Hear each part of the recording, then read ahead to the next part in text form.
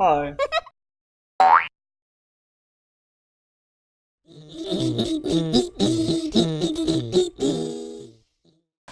Hello guys, this is Kai and Kay, and in this particular video we're going to talk about using Young Living essential oils and some of the Young Living products that you can use on animals. So you're going to see my cat's running around, by the way.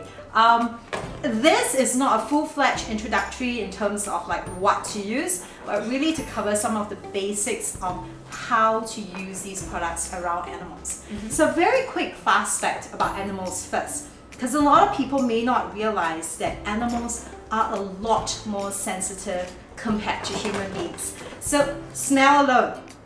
Human beings, in terms of smell receptors, we have 5 million smell receptors. Now cats have 60 million and dogs have 300 million smell receptors. Again, these numbers are to show you how much more sensitive they are to scent. So when you're using essential oils around them, please be mindful and just observe how they respond to the smell. Don't try to keep forcing it towards them. The other thing that is used to measure the sensitivity of animals versus humans is looking at the hair per square inch. So for human beings, we have about 1,250. For dogs, 15,000. And for cats, what happens is on the back side of their body, about 66,000. My cat has just put down our decoration. That's fine. That happens with animals. With cats on the underside, they're even more sensitive because they have about 120,000 hair per square inch. So this really measures the number of hair follicles around their bodies, and hair follicles are where essential oils do get absorbed as well. So again, these numbers are to show you that animals, even though they're so much smaller, they are so many more times sensitive to the environment, to the essential oils. So we're going to talk a little bit about what can we do and how can we use the oils around our pets and animals. Yeah, so because their smell receptors compared to ours is so much more, one of the best ways to use essential oils for animals is through diffusion. It's just to let them inhale and get the smell of the scent. So the best way is to use a diffuser. Now, what oils to use? I mean, if we would like them to calm down, for example, we might want to choose an oil like peace and calming. But animals themselves are really intuitive. They know what oils they like and what oils they don't like. So even though we've got the best intentions for them to use a really nice oil like peace and calming, the animals themselves might not like it. So it's always good to let them actually choose the oils. It's always nice to let them have a couple of options. So you could use, I'm just giving you an example, if you would like them to calm down or to not be so fearful of, for example, maybe a thunder or in the middle of a thunderstorm, you might want to have some oils like peace and calming or valor. What other oils? Lavender, Sacred Mountain. Right, so let's say you have 4 oils, you might actually want to put the bottles in front of them and actually let them choose. Animals are really intuitive. You will be able to tell which oil they actually like and which oil they don't. If you put it in front of them and they withdraw, then you know that that is an oil that they definitely do not like. And if you see that they're starting to smell that oil more, you know that that's an oil that they do not mind, and that's the oil that you would choose to actually put in your diffuser and let them, have that smell to breathe in. Yeah, so perfect timing. With application, it is possible to actually apply oils on the pet. However, you definitely don't want to just drip any essential oil directly to them, so you might want to carry that one. Okay, I'm going to just show you very quickly. Put a drop over here. I have lavender.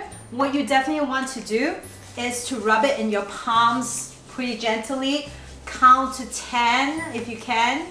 And let the essential oil molecules really just diffuse into the air so that as you pat it on your little animal, you're not putting that much. He's a wiggly worm.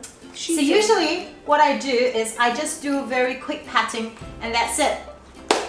Can I let her go? Yep, you can let her go.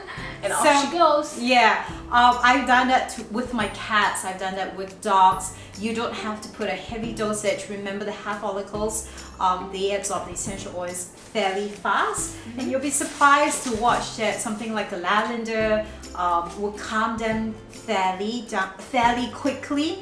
And they're not going to be sedated, but they're just going to suddenly, not quite yet, pop up. but might calm down, sleep a little bit, etc. Yeah. Okay, so that's how you can actually apply essential oils directly on animals. Yeah, and so in your palm, yeah, rub it down, pat it on their backs, underbelly if you feel that you do want to get to the area, but remember for some animals like cats, it's even more sensitive. There are occasions where you can use the oils neat. So in this case, actually Kaye had a personal example of working with horses. Yeah, so in Singapore, we in our smallish houses, we normally keep smaller pets. But if you've got a bigger animal and a bigger pet, then of course it is possible to actually use the oils like 1 drop or 2 drops directly on animals. So I've worked with horses, and of course we use something like 3 to 5 drops. Yeah. And we rubbed it on because the horse is so huge that we actually used a larger amount of drops directly onto the horse itself. And you can really see the difference and how they calm down and how they behave, whether they actually enjoy the oils on them or not. Yeah, there are also these oils that I do want to highlight. They come in this green little bottles like this, and they are under the animal scent series. So some are available in Singapore, some are available directly from US. This series has been pre-diluted to an amount that is comfortable for just putting a drop, patting it on your pets as well. They also have products that are readily made for animals, like the animal scent shampoo. We also really like this one, which is the animal scent ointment. This one you can get from USA. If the animal has a light cut, etc., or you want to seal in the essential oil in a particular area, this one is really good. Now you're gonna see that we have Thieves Household Cleaner right here, and you might be wondering, why is a Thieves Household Cleaner in a pet class, or rather a pet video?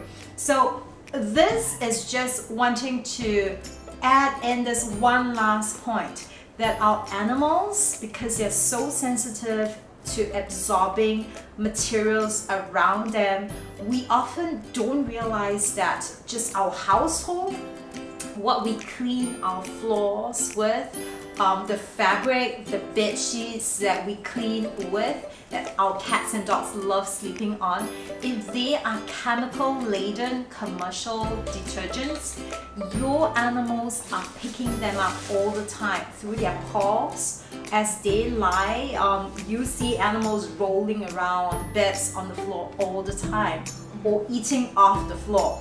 So we want to kind of just encourage people to begin looking in that aspect of living with your animals as well, because their environment directly impacts their well-being. So rather than just always look at essential oils, using them on them, look at their environment as well and how you can help your pets just live much healthier, better and stronger. Okay, and this concludes our fairly short video on using Young Living essential oil products on our animals. So we hope this has been helpful. We'll see you in another video. Bye guys. Bye.